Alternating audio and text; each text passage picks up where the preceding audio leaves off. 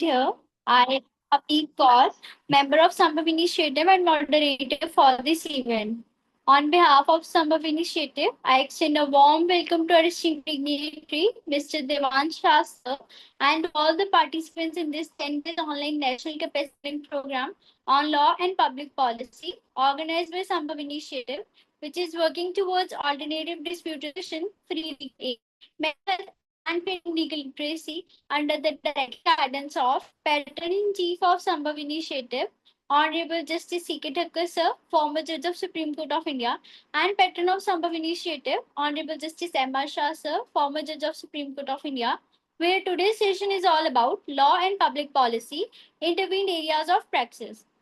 It is our privilege to have with us and honor to introduce Mr. Devansh Shah, sir, a distinguished policy consultant to the Government of India. Sir plays a key role in shaping and advising on critical public policy frameworks that impact governance, socio-economic development, and institutional reform at the national level. With deep expertise in policy analysis, strategic planning, and implementation, Sir has been actively involved in designing initiatives that address some of the most pressing challenges facing the nation today. Known for his clarity of thought, pragmatic approach, the commitment to evidence based policymaking, Sir continues to contribute to transformative governance across sectors. His work reflects a blend of academic rigor and practical insight, making him a respected voice in both policy circles and public discourse. We are deeply honored to have you with us today, sir. Over to you, sir. Thank you so much for the kind introduction. And thank you so much to Sambhav Initiative, Hiranshi Shahji, Yash Bhai, and Jayan for inviting me here. It's truly an honor to speak to young lawyers and young talent present here today. A very good evening to all of you.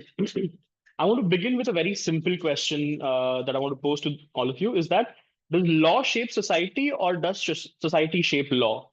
It's often a question that comes up in our circles. A very good example of that would be the recent data protection bill that came up. Did it come up because policymakers or politicians or our members of parliament foresaw the risks of a digital economy, or did it come up because citizens, businesses, global partners demanded it? The truth lies in the interaction that happened between the both, and that is what we mean by praxis. It's a lived reality where policy and law continuously shape each other. And this is also where my own work lies at the intersection of law, public policy, and governance technology. In fact, I used to serve as a policy advisor to the Minister of State for Communications. And on a daily basis, what we saw was how regulatory frameworks, how legislative amendments, and digital policy ambitions had to be aligned frequently and continuously. You see, telecom is a highly regulated sector. It's not something that a common person understands what regulations are being changed on a daily basis, but the impacts are faced by common public every single day. So everything, every single change that you decide to make to a policy has to be checked against existing legal provisions. If it is a very good example again would be when 5G was introduced into the country, right? Earlier, whenever spectrums were used to be allotted to people, there would often be claims of corruption. There would often be claims of officers' undue behavior. There would be claims that it wasn't allotted properly or somebody did not get their allotment letter. What we did when we brought out a digital platform where spectrum allocation was done entirely through an online module, and so was the auctioneering of the spectrums as well. What this led to was a massive change in the system, but it had to be done within the legal frameworks of the Constitution. It had to be done within the legal framework of TRI's regulatory powers. Now, a very basic question that comes up here is what is public policy, right? A lot of people have a lot of very heavy duty definitions from encyclopedias and legal books. I have a very simple definition for it. Public policy is everything that the government does, and more importantly, what the government doesn't do. If you look at the word of each word of this sentence, public policy is everything that the government does and what it doesn't do. Because a lot of the times inaction means or says a lot. I mean, we saw that in our match with Pakistan that happened very recently. We didn't participate in it very proper in accordance to the usual sportsman rules, but that was also a very big statement on our side, and that's the same thing stands for public policy. It's intent and action of the government to solve collective problems. It's a direction, it's a roadmap. A very simple example or beautiful example would be the national education policy. The national education policy, in fact, is not a law. It is a policy. It signals a national vision from the government's end as to where they want the country to be in terms of educational standards, in terms of how they want the curriculum to work. Law, on the other hand, is an enforceable instrument. It translates visions into rights, duties, and penalties. For example, a policy may, think of universal right to education, but it's the Right to Education Act of 2009 which turned it into an enforceable right. You see, the two cannot exist in isolation. Policy without law is toothless. Policy without law is toothless, and law without policy is hollow. Together, they create a cycle. And a lot of important words come out of it: policy conception, legal codification, judicial interpretation, etc. In my own work, I see this vividly on a daily basis. I currently serve as an advisor to a member of parliament who serves on the energy committee. So when we were working on renewable energy disputes, we often faced situations where policy intent was to promote open energy, but the contractual law for it was silent or outdated. And that's why a lot of decisions could not be taken. There has to be a new way that has to be found. And usually these issues would end up in front of the regulator or the tribunal, and the interpretation would then have to find a middle path that would balance the policy ambition and legal enforceability. Like I said earlier, while I was working with the MOS for communication, Shri Dev Singh Chauhan ji, it's during that time that I learned even the most well-intentioned policy, the BharatNet, for example, which was a basic thing of ensuring that every single Indian has access to broadband, every single Indian has access to internet, every single Indian has access to phone lines. It's a beautiful project. The intent behind it is great, but it has to go through a web of legal ecosystem that is of telecom licensing, that is of universal service obligation, that is TRI-Act provisions. So a lot of those redundant laws, a lot of those redundant rules had to be done away with, which is when this policy could survive, which is when this policy could come forward. Because please understand this, without a legal backing or without a law or a right to protect it, all a policy is a press release. Those two have to work beautifully together for it to result into on-ground implementation. I want to take this a little bit to the past, where we could look at the historical context of how policy has worked. Abolition of sati is where I want to begin with, where in 1829 you had a lot of people creating a lot of voice against the issue that sati had to be abolished. But up until an actual law was passed, that practice still continued in remote areas because there was nothing to enforce it. Similarly, another example that came in was a little bit later than that was the Green Revolution that happened in India. The Green Revolution needed supportive laws and MSP as a law to be implemented. Therefore, Green Revolution could succeed in India. Otherwise, all that would have been was a press briefer or an election speech winning point. One of the most famous cases in India has been the Kesavanand Bharati case. I'm sure all the lawyers that are here are very well versed with that case. Now, this landmark case established the idea of the basic structure doctrine, right? A lot of the times, policymakers had the legislative intent, but it was the courts, it was the lawyers that ensured that it did not violate the core of the Constitution. For me, it serves as the perfect example of praxis, policy ambition that has been checked by legal principle. We saw how the National Tribunal, the Green Tribunal Act of 2010 was brought forward, where you had cases like MC Mehta versus Union of India. It was judicial creativity plugging in policy gaps. A lot of the times we also require our courts, our lawyers, our judges to take action where they feel that the policymakers are lacking, or rather they see a gap which can be filled by them. When we talk about digital governance, we often talk about the JAM Trinity. JAM Trinity has been one of the defining moments in India's digital history. But if the Aadhaar Act was not in place, if IT rules were not in place, if the DPDP Act was not in place, a lot of this could have gone to waste. It is these rights, these acts, these bills that were passed into the parliament that were brought into the constitution as proper acts that have now resulted in the government recognizing privacy as a fundamental right, which then turned the government into designing a data protection bill and law. I may not say this quite often, but I've seen the same tension. I've been on the receiving end of it, and I've been on the giving end of it as well, where we had a very big ambition of ensuring that India reached the ranks of 5G nations at the same speed that the other nations were reaching. But there were a lot of issues when it came to allotting spectrum rules, a lot of issues or a lot of legal problems when it came to modifying legal clarity on net neutrality laws.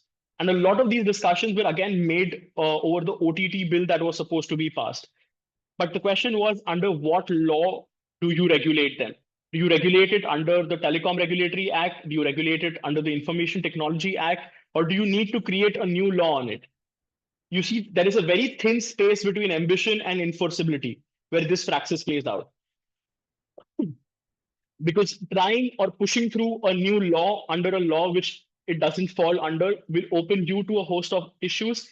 Creating a new law which is redundant will again open you to a host of other issues. And both of them will lead to policy paralysis in the country.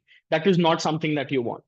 It's a very thin line, it's a very thin space, but the real talent or the real, not even talent, I would say, the real motive behind working in this space comes from identifying those gaps, come from identifying those places, and ensuring that you've given something that serves the greater good, serves the nation at large. We've seen a lot of global parallels as well. If we can talk about this US civil rights movement, we can talk about the Paris Climate Accord. We had domestic climate acts being passed in here. So let me tell you from my experience of how this works. I want to talk about a particular policy and I want to take you through this cycle. So there is a policy that is called the Antyodaya Shramik Suraksha Yojana, which when I was working with the Honorable Minister of State, we thought of it, he devised the idea, and I had the privilege of putting it down on paper and leading it to implementation. So the idea started from, I'm so sorry, excuse me. The idea started when we were visiting a rural village in Chhattisgarh, because we had gone there for a aspirational district visit. And there we were interacting with a lot of laborers and a lot of the ground workforce, which was actually building the infrastructure of Viksit Bharat. During that time, we realized that there was a policy gap there.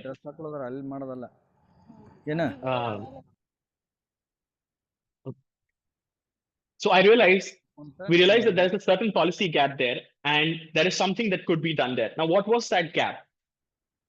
Insurance as a tool has now become accessible to everyone thanks to Ayushman Bharat.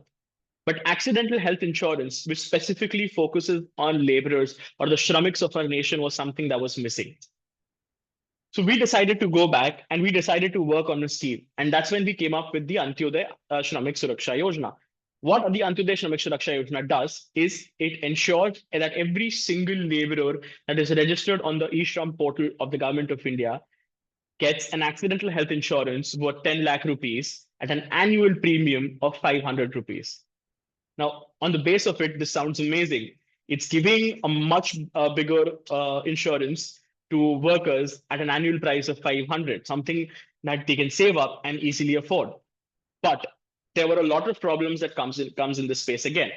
First is the policy conception. The idea that the entire cycle usually starts at policy conception. Here is where we devise the policy. We figure we worked with insurance partners. We worked with the Indian Postal Department to see if a product like this was feasible or not. It went through multiple rounds of discussions, reiterations, consultation of civil partners. I'm so sorry, please excuse me for a minute. And then we came back to the drawing board. Every time there was a problem that was raised, SCRI found a solution for it. And then we decided to move it for legislative enactment. Now, before moving it into legislative enactment, the idea has to be passed in the cabinet. The cabinet, which is headed by the Prime Minister and the Cabinet of Ministers, you need to present that idea in the cabinet. Once the idea goes to the cabinet, it comes back to you to ask you, what is the validity of it? Do you have any data to back it up? Or you receive permission for running a pilot project. Now, what this means is you need to run a pilot project on ground for 60 days or 90 days, depending on the term that that the honorable minister decides on. During those 90 days, you need to onboard as many laborers or e-shromics as possible, and to ensure that the payout of the insurance is the same as well. Because a lot of the times what happens during in insurance companies is that they often fraud the people who need the actual payment of the insurance schemes. Now, what do we do for this? So it goes back to the drawing board. Once you're done with that, you also need to figure out that you are incentivizing your workers in a way that does not contradict any of the laws that are already in place, to avoid bribery, to avoid them from taking undue advantage of common people.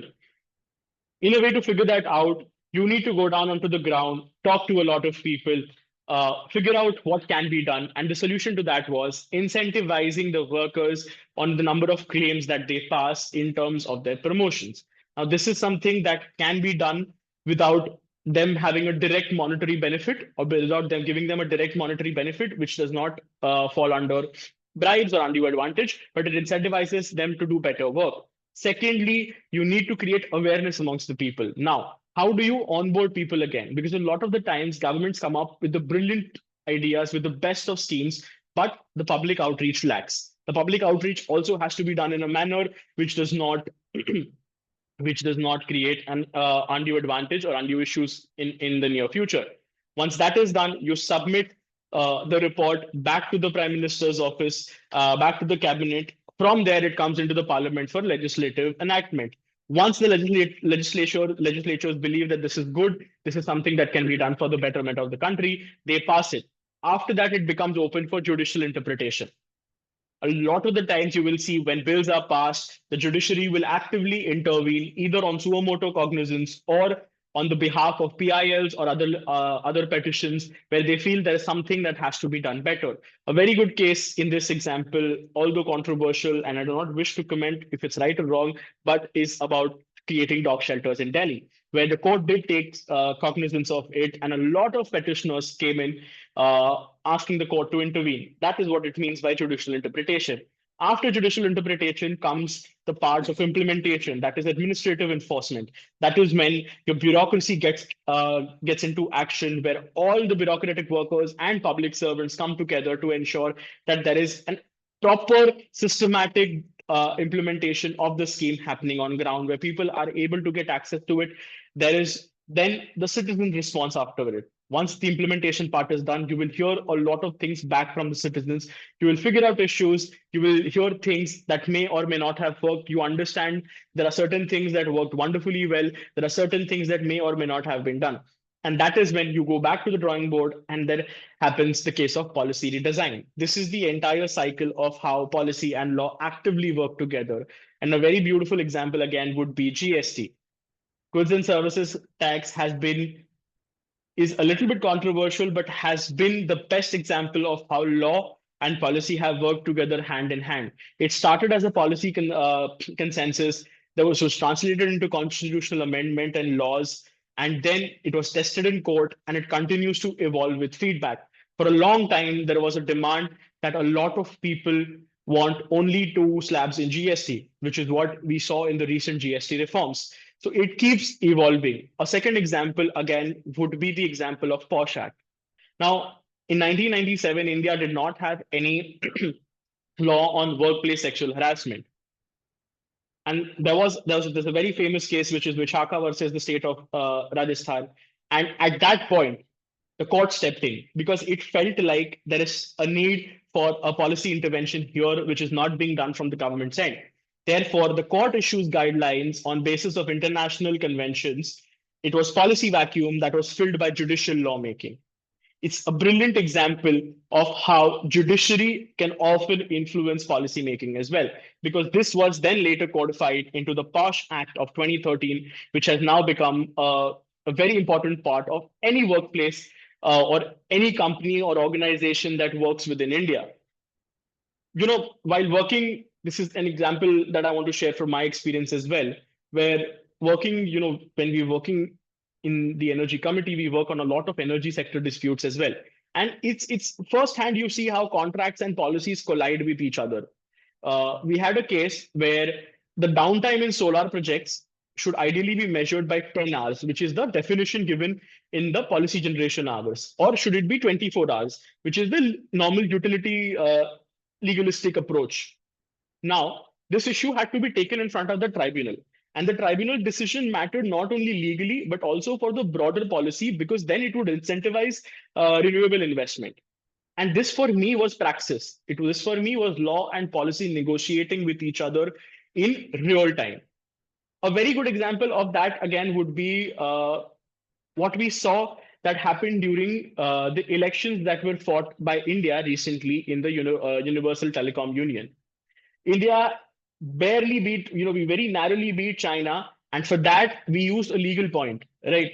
Uh, a very, okay, I'm sorry, Zoom just gave me a, okay. Right. A very good example that happened during that time was India has been a long time donator or a long time contributor to the Universal Service Obligation Fund. And the way we did it was we wanted to drive rural connectivity through it. But the disbursement of this fund is bound by strict licensing norms and CAG's audit requirements. Now, this is something that we would not have been able to do ideally if we did not do away with a lot of those unnecessary laws and reforms that we had talked about earlier. Because we were able to do that, because we were able to do away with a lot of unnecessary compliances, it made us balance quick policy execution. And that taught me a very valuable lesson that governance is not just about lofty visions. It's about aligning policy and law. It's about making them implementable in a manner that the common person is also able to understand, but at the same time, you are ensuring that all the rights and all the laws are taken care of without harming them. Now, something that we see in our daily life, so the things that I've talked about so far have presented a very utopian view sort of a situation that where policy and law are acting in perfect harmony with each other. But this doesn't often happen. Right? A lot of the times there is a mismanagement between policy and law. Prohibition laws often fail and create black markets. Sometimes there is over criminalization that happens. Sometimes there is under criminalization that happens. A lot of crimes go unpunished because while there is a policy push behind it, there is not a law to actually convict that person under. And that requires codification of new laws, that requires push from judiciary. And a lot of the times there are tensions with the federal government, as we saw in the cases of the CAA protests and the farm protests. So I want to come to towards the last bit of my address. I wanted to keep this as conversational as possible, not keep it a monologue. So what does this mean for you guys as lawyers, professionals, policymakers, or students? We need to understand the context behind the statutes, right? Courts are influenced by broader public policy arguments. For instance, when you are arguing about GST or renewable energy disputes, policy considerations are often weighed as much as legal text. It's not always the legal text that is given preference. Policy matters are also given an equal weightage in the court of law. For policymakers, please anticipate judicial reviews, because even though policies have been passed, they must pass the constitutional muster as well. They must pass the constitutional barrier. A very good example is the triple test from Menka Gandhi of fairness, reasonableness, and non-arbitrariness, which still governs a lot of our administrative law. In my experience, what I've had with policy and law, every new digital policy has been stress test on this ground. The amount of times we have put up our digital policies for public consultation, where we've brought them in the court of public opinion, have actively ensured that contradictory voices and voices that support it are both held in the same manner, taken to a balance, reworked the policies multiple times, and then brought it back to the drawing board, given it again in the parliament. It has happened with the DPDP Acts. It's happened with the OTT bills. It's happened with the National Youth Policy, which is again something that affects a lot of us. The National Youth Policy underwent one of the biggest consultations. I think it was drafted only smaller to the WACFAC consultation, maybe, where we had every single institute, majorly every single institute from at least every district of the country, sending in their written opinions, young people writing to the government on what they want the national youth policy to look like. And that document is still under consideration.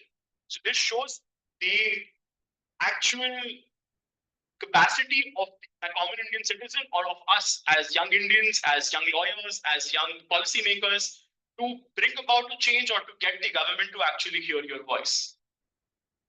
So, and I want to leave you guys with this thing, as citizens and as students and as young Indians, we're part of the praxis. PILs, RTIs, and social advocacy, they both shape law and policy. RTI came about because it was at the praxis of law and public policy. It's one of the most commendable examples that I can give on this forum.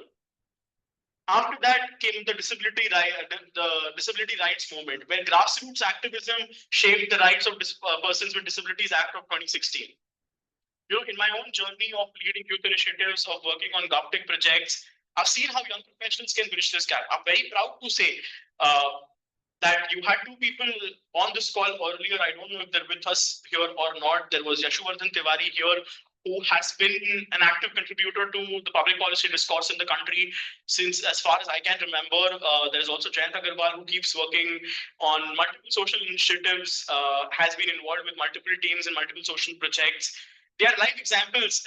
You had Ms. Hiranshi Shah here, who heads the Sambhav initiative, who's created this platform for the main point and purpose of understanding how you as young Indians or you as young citizens can change this. And while I've tried to stay non-political for the most part, today is also the birthday of our Honorable Prime Minister. And I would like to quote him on this occasion that India needs young people come forth in the social political space, not just in the electoral arena, but in the public policy discourse at large, to ensure that the vision or the direction that 2047 India takes, the Viksit Bharat takes, is something that is driven by the people of India, by the youth of India. And you are not just idle visitors on idle people on the sidelines who are talking from armchairs, but doing something actually for it. So let me close this by returning to where we began. Does law shape society, or does society shape law? Well, to be honest with you, they shape each other. Neither one shapes the other. You see, policy diagnoses the problem, law administers the medicine. Neither can succeed without the other. I'm sure all of you must have heard this, but it was the father of our constitution, Dr. Baba Saheb Ambedkar, who said, law and order are medicine of the body politic. And when the body politic gets sick, medicine must be administered. But please keep this in mind. Medicine without diagnosis will always fail, and diagnosis without medicine will remain a theory. See, the challenge for India is not to produce more policies or to create more laws, but to design them in praxis in a manner that they reflect justice, efficiency, and equity. So I think we've come a good 30 minutes into the session. I would like to end my talk here, and I'd like to hear from you guys if you have any questions, or is there something that you want to say or comment or anything. So thank you so much. Over to you, Avneet. Thank you so much, sir. Now we open the floor for question and answers. Whoever have any questions can raise your hand or can ask you questions directly from sir. So there's one question in the chat box. Despite having better policy, we lack implementation due to vast population and lack of civic sense. How to ensure better implementation for better results? See, again, I would answer this question with a couple of examples. The first example I would take is the city of Indore. Indore did not come up with a law to punish people who were littering the city. Indore did not come up with a law to criminalize people who were throwing trash on the streets. They understood that this is something that belongs to them. Indore as a city is their country. Indore or India is their nation, and their surroundings, their ideas have to be clean. This happened simply because the public took an active interest in understanding and realizing their vision.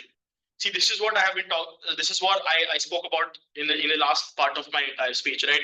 That when we as young Indians, and when I say we, I just don't mean all of us present on this call. I mean the larger youth of the country at large.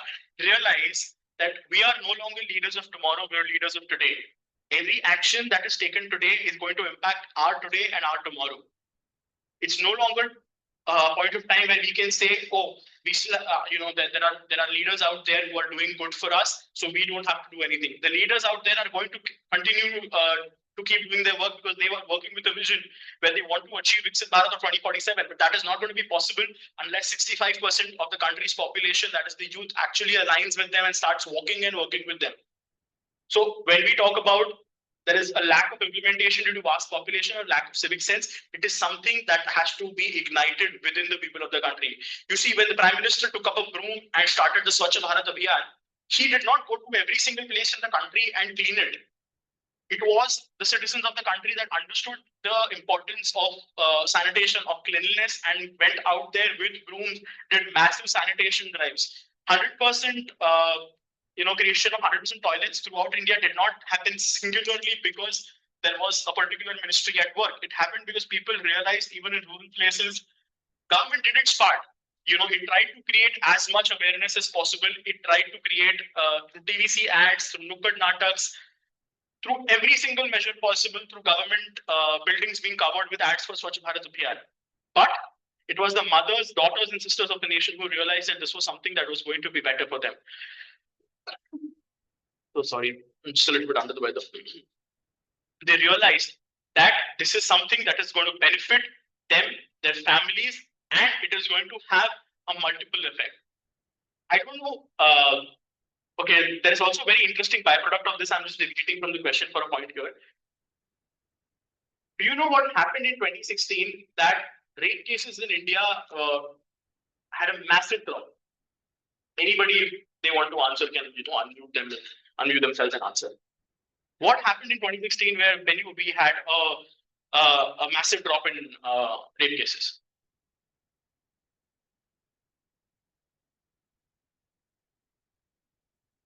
Anyone wants to take a wild guess at it?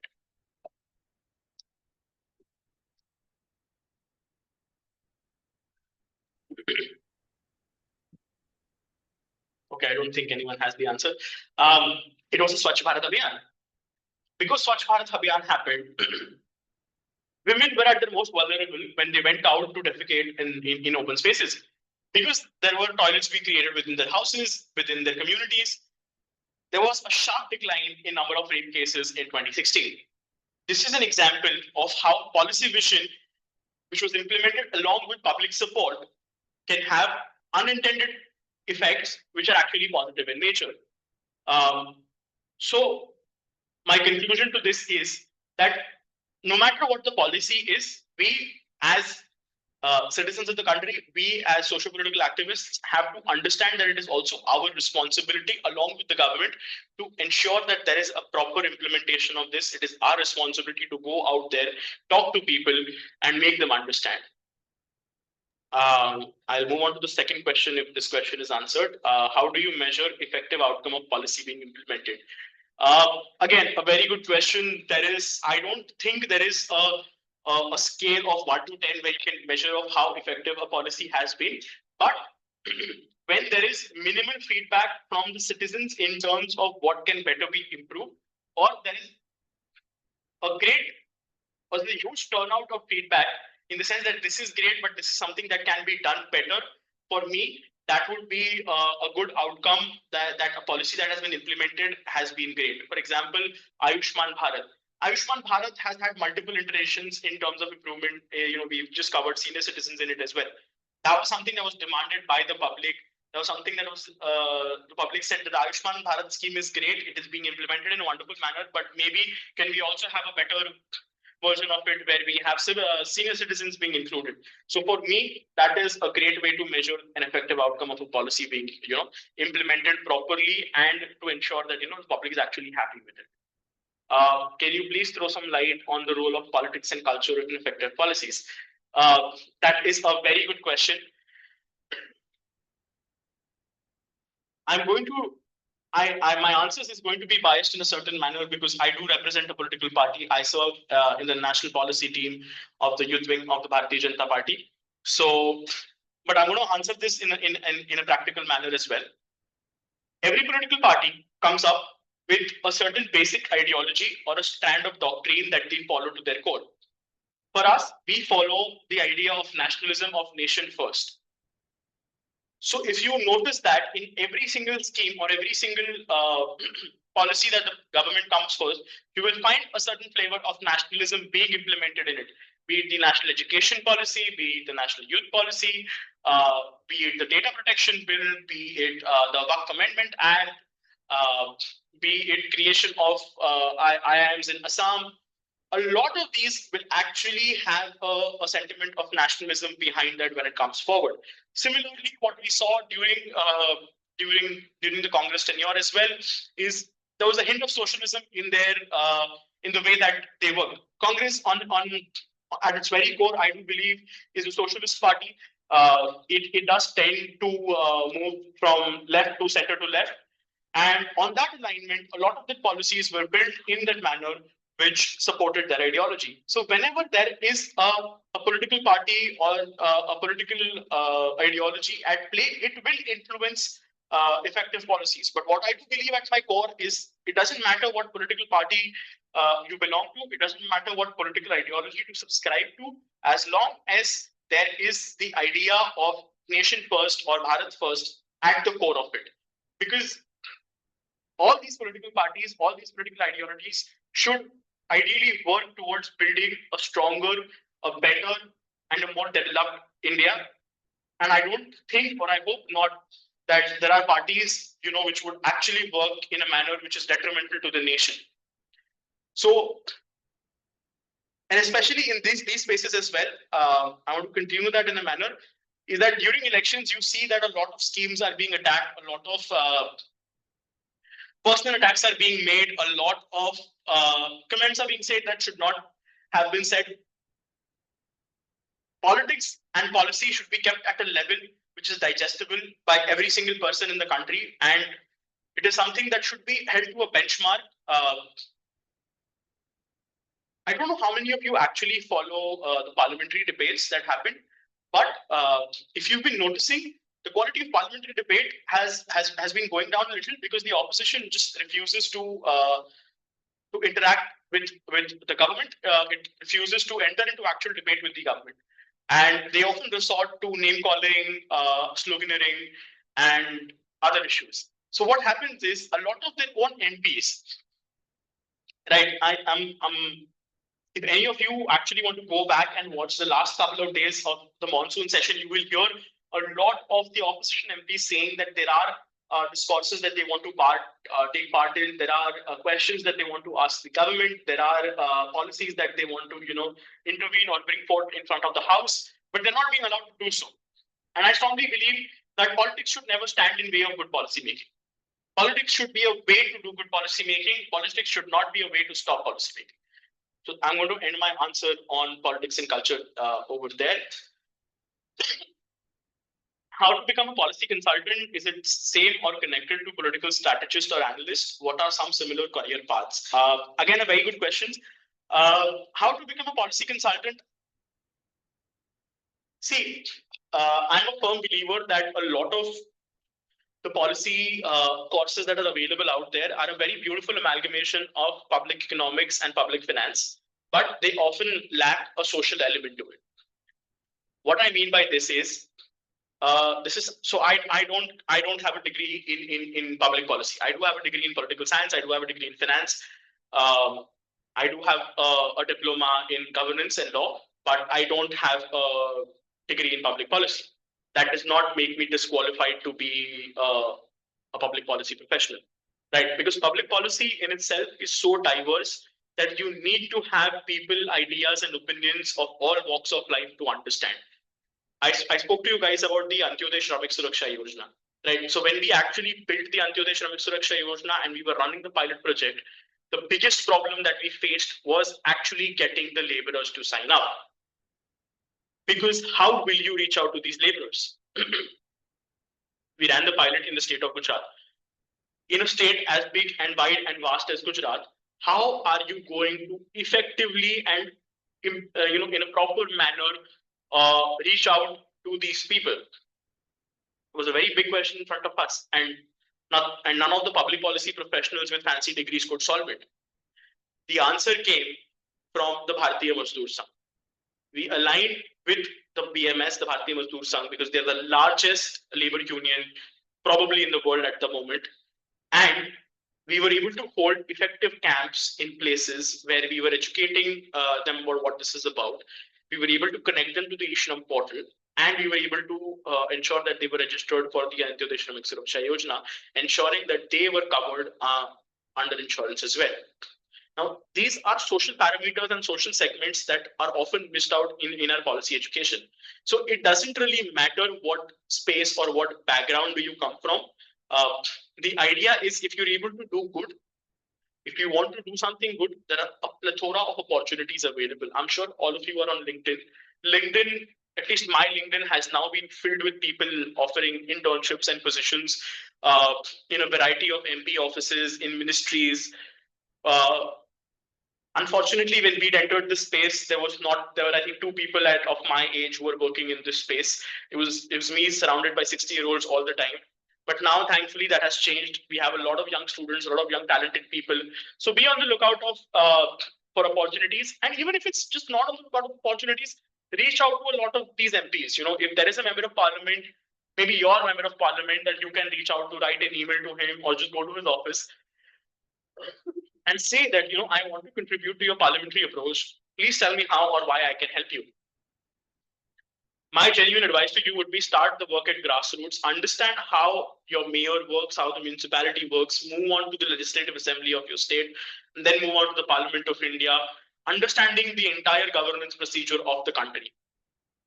Because a lot of the times what happens is, I'm switching my language to Hindi here for a second, कि आपके रास्ते के घर के बाहर का रास्ता खुदा हुआ है, एंड फॉर दैट सारे लोग बोलेंगे कि सांसद काम नहीं करता, सांसद एकदम बेकार है, मोदी जी काम नहीं कर रहे, मोदी जी बेकार है, और the CM is useless. But the problem here is, it is none of the 3 people responsibility. The MP, the CM, or the Prime Minister is not going to fix the hole outside your road. The person who's going to do it is going to be your municipal corporator. You have to speak to him. If the municipal corporator is not cooperating or not working, you need to go to the mayor.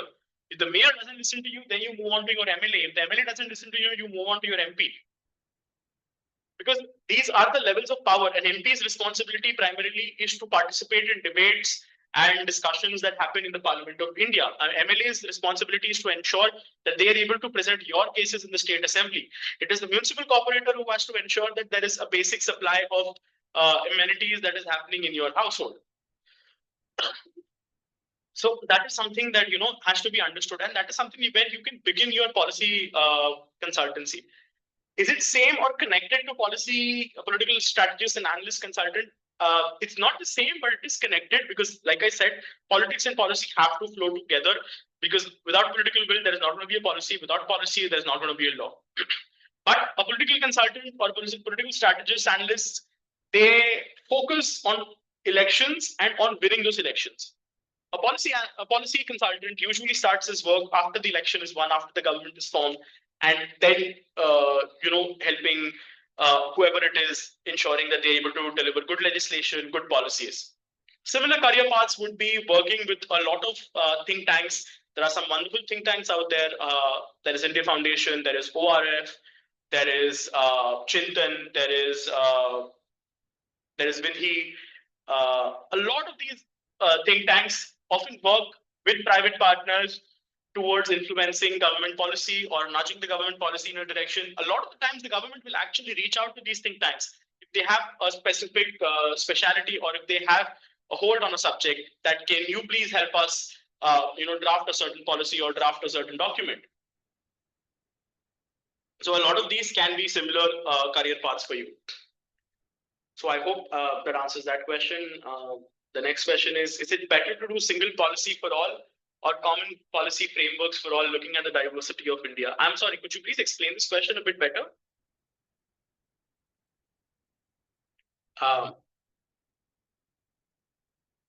Whoever who's asked this question, could you please? Yes. Yeah. Yes. I'm currently working with the Smart Cities mission. So in Tumkur Smart City, so you are well aware of how the Smart City framework is implemented across India.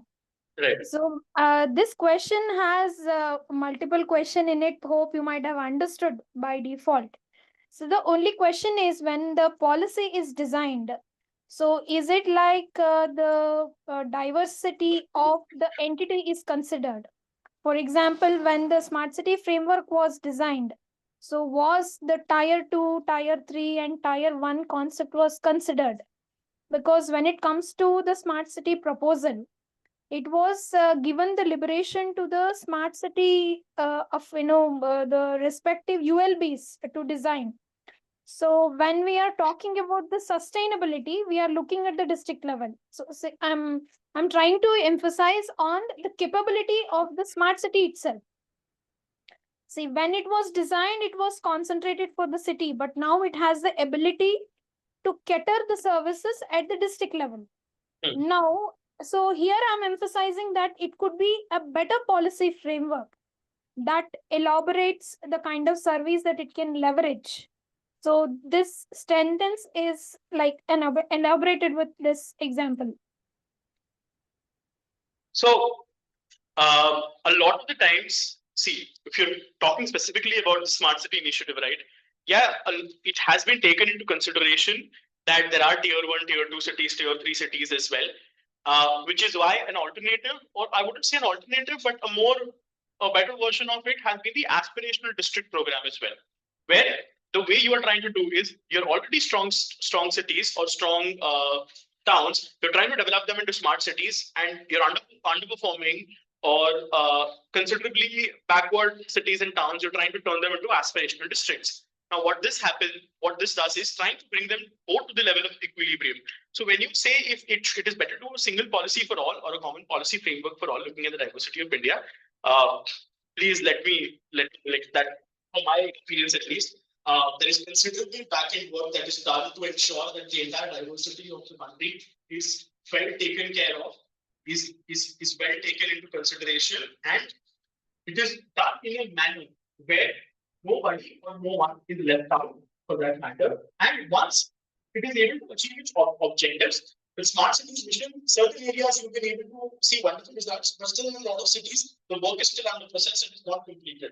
Once that is achieved on a uniform level, at that point, the government may or may not consider evolving into a smart district program. The next question is how much time it may take for a public policy to become a statute right from its conception to legislative action, where the major roadblock will be? This is a very good question, to which I don't have a good answer, because I have seen it happen where an idea took place and got implemented in a span of 6 months.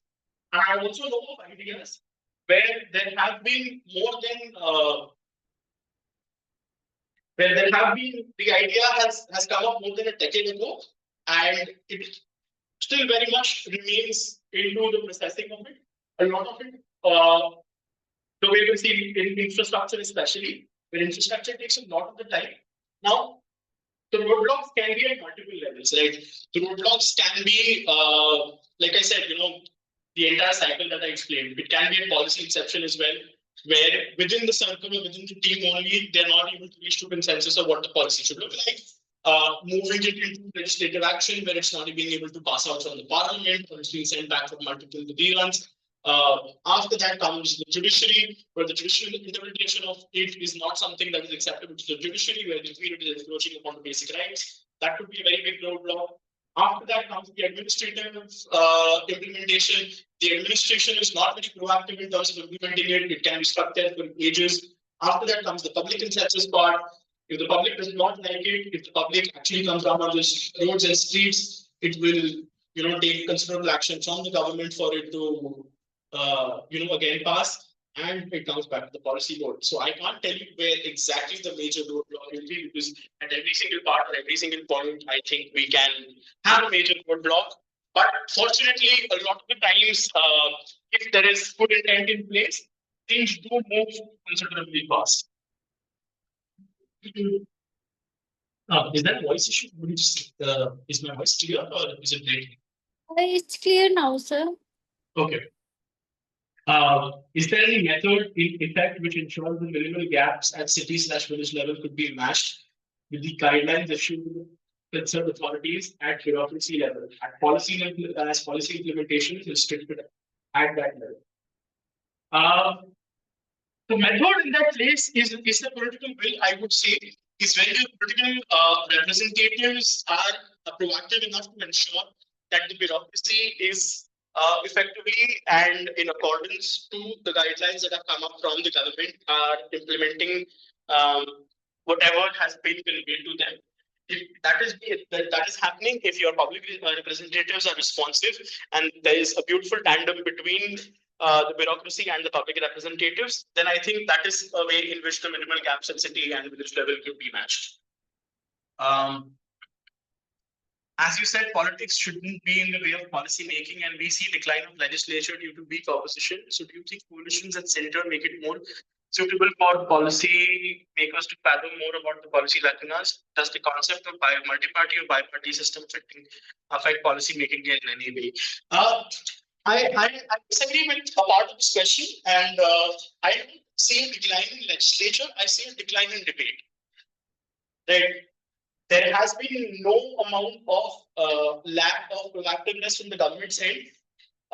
Every monsoon, every session, we see a lot of the bills that are being passed. Every session, we see a lot of the priority points that the government had promised in its manifesto being fulfilled. What is lacking here is debate. And what I mean by debate is there is a lack of public representation that is happening. Because you need to realize that when these opposition MPs go into the parliament, create ruckus, don't allow the house to function, you are missing out on the question hour, which is when MPs ask a lot of policy-related important questions to the government and try to hold them accountable. You are missing out on zero hour, where a lot of these MPs will bring about topics of public importance, topics of urgency in front of the country.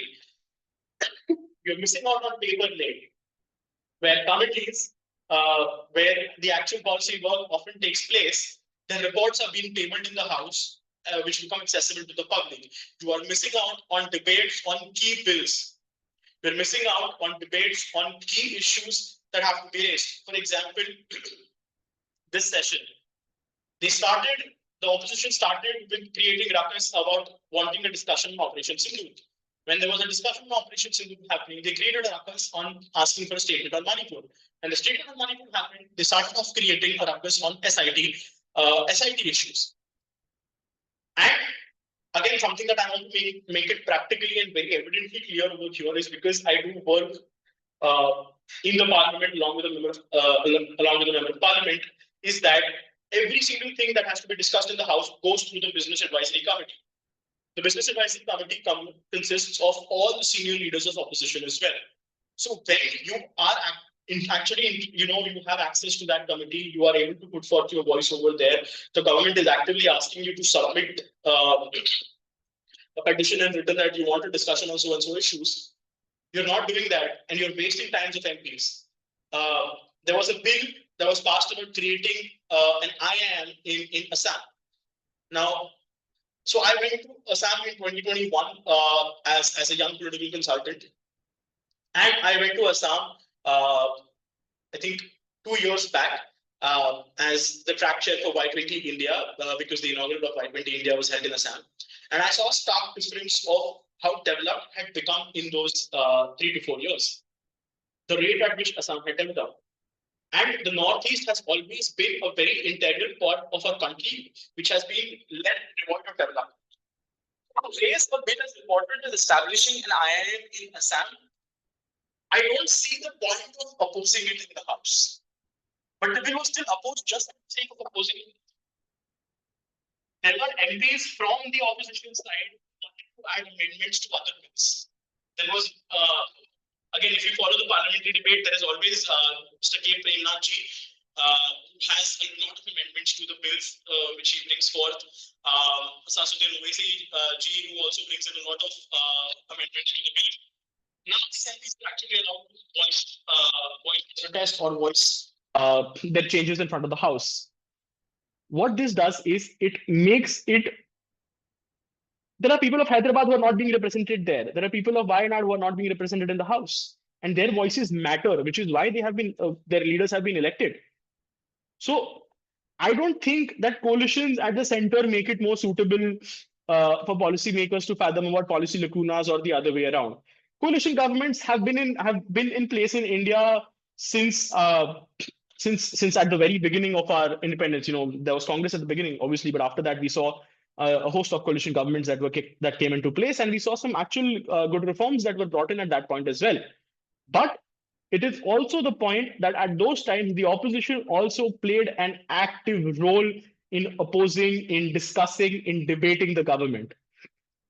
See, it doesn't matter how good the intent of the government is unless they have somebody to hold them accountable, for them to keep them in to present counter views. A good opposition makes the government stronger. It doesn't make the government weaker, because, like I said when I was answering the question on politics and policy, a good opposition or a good political party always has the nation's best interest at heart, which is not something I can say about the current opposition based on the performance that I see in the parliament.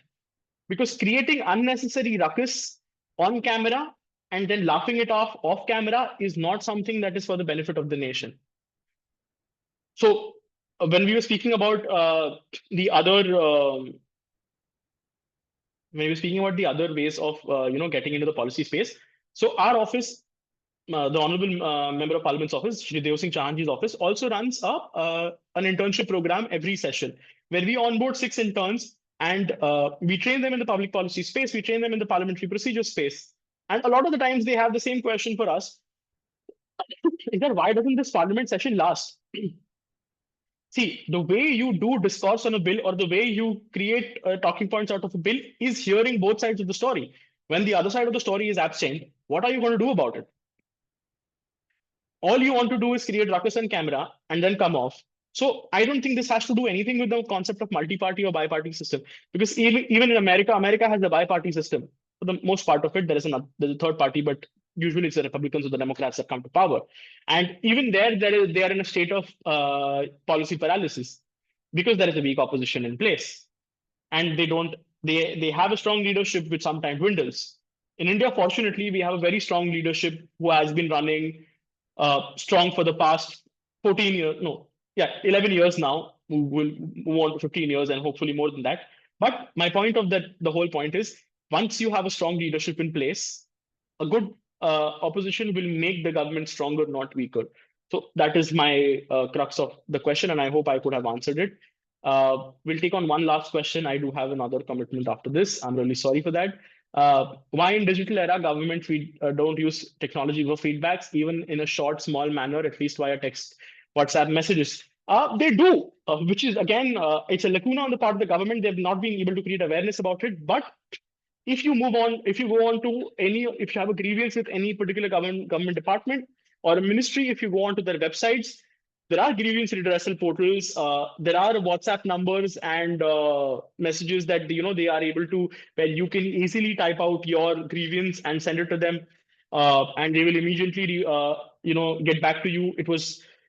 I like to say that it was very famously started by Swargiya Shrimati Sushma Swaraj ji, who was the Twitter foreign affairs minister, who would respond to any Indian stuck in any part of the world and would help them out in an instant.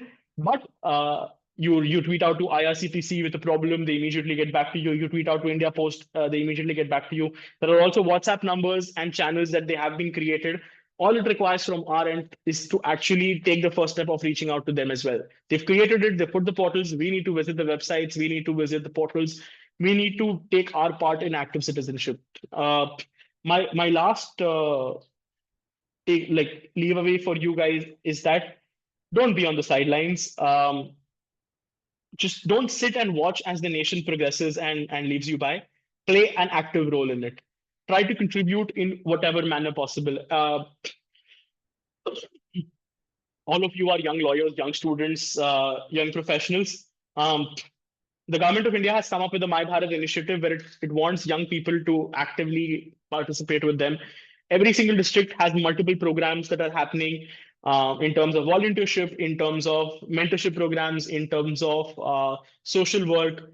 Go on to the My Bharat app, see what it has to offer for you, see how you can contribute to it, place your ideas in it. this is also a very it's a wonderful thing that has happened to us is that a member of my team who was working with me in Y20, who's been associated with me for a very long time, she went to the My Bharat portal, she actually filled it out, and she got a chance to present to the Prime Minister at the National Youth Festival. She doesn't come from a political family, she doesn't have political patronage, she doesn't occupy any political positions in the party as well. She's just a young professional who wanted to contribute towards the betterment of the country. She did her part for it. She actively wrote back and she got to present an idea to the Prime Minister of India. So maybe that person could be you as well. So that is my leave away to all of you. Please, please, please take action. No matter how small it is something that is contributing to the country. Don't sit on the sidelines. Thank you so much. Thank you so much, sir. On behalf of Sambhav Initiative, I would extend our sincere gratitude to you, sir, for such an enriching session today. We are truly thankful to you, sir, not only for accepting our invitation, but also for taking time to inspire the participants. Thank you so much, sir. Thank you for having me. Thank you so much.